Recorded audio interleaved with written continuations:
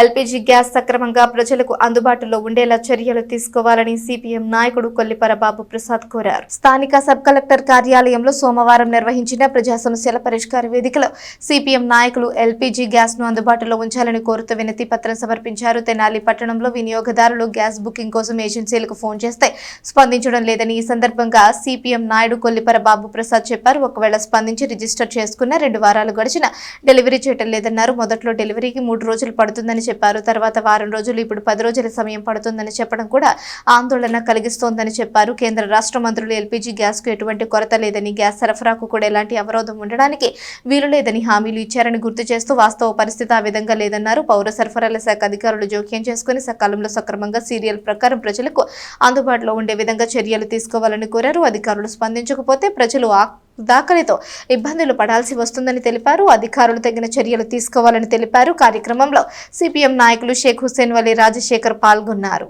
మన పట్టణంలో గత 2 వారాలుగా ఎల్పీజీ గ్యాస్ సప్లై లేక ప్రజలు ఇబ్బంది పడుతున్నారు. డిస్ట్రిబ్యూటర్స్ ఎవరైతే ఉండారో వాళ్ళు మొదట రిజిస్టర్ అయిన తర్వాత 2-3 రోజులు టైం పడుతుందని చెప్పారు. 2-3 రోజులు గడిచిన తర్వాత వెళ్తే వారం అన్నారు. వారం గడిచిన తర్వాత వెళ్తే 10 రోజులు అంటున్నారు.